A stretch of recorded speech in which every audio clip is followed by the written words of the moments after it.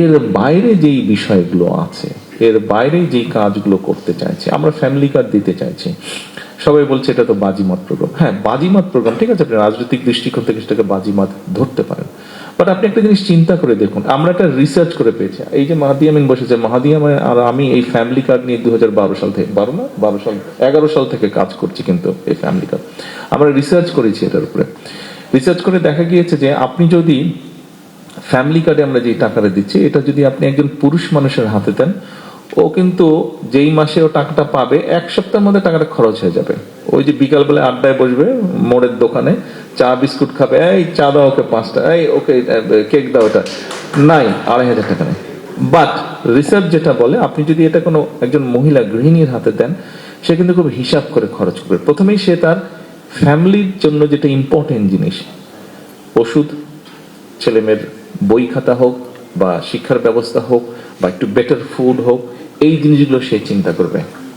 তারপরে যখন আস্তে আস্তে যে কোনো মানুষের, আপনি নিজেকে দিয়ে চিন্তা করে দেখেন, আপনি যখন প্রথম বেতন পেয়েছেন, আপনার মনে হচ্ছে এটা কিনবো, সেটা কিনবো, ওটা কিনবো, বাট এক সময় কিন্তু আপনার ডিমান্ডটা কমে আসে, কিন্তু তখন কিন্তু আস্তে আস্তে আপনি সেভিং করেন। ঠিক একইভাবে এখানেও কিন্তু মহিলা কিন্তু এক পর্যায়ে কিন্তু সেভিং করবে, যতই খরচ হোক ওখান থেকে সেভিং করবে। এবং সেভিংটা সে কি করবে?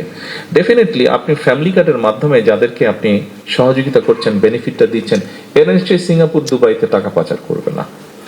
ও সেভিংটা করবে, এবং সেভিংটা করার ফলে ও আস্তে আস্তে যখন একটা সেভিং হবে, ও কিন্তু তখন ওর ছোট্ট নিজের একটা বিজনেস হয়তো চালু করবে, ঠিক আছে, 10টা মুরগি, 5টা ছাগল এরকম পালবে। এবং ওই টাকা দিয়ে ও কোথায় খরচ করবে? ওই টাকাটা ও খরচ করবে ওর বাচ্চার জন্য একটা নতুন ড্রেস কিনবে, অথবা অর্নামেন্টের গয়না কিনবে, অথবা চিপস কিনবে।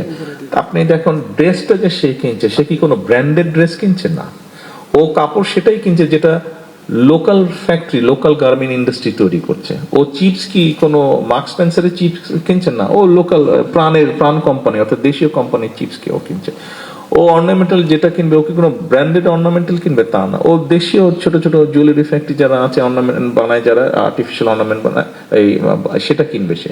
অর্থাৎ এই টাকাটা কিন্তু লোকাল ইন্ডাস্ট্রিতে যাচ্ছে। অর্থাৎ আপনি চিন্তা করে দেখুন, একটা গ্রামে যদি আপনি 300 মহিলাকে আপনি 2500 টাকা মাসে দেন, তাহলে 300 ইন্টু 2500 কত হচ্ছে? 7,50,000 টাকা। এখন 7,50,000 টাকা যখন এক মাসে যাচ্ছে একটা গ্রামে, ওখানে যেই স্টোরটা আছে, it can B A grocery shop, মুদির দোকান ধরে, সেই মুদির দোকানে যখন মাসের প্রথম সপ্তাহে 300 জনের মধ্যে যদি এখন মোটামুটি ভাবে এক একজন মানুষ এবারে যদি প্রতিদিন সে 50 থেকে 100 টাকা স্পেন্ড করে, তখন কিন্তু ওই স্পেন্ডিংটা তার বেড়ে যাবে।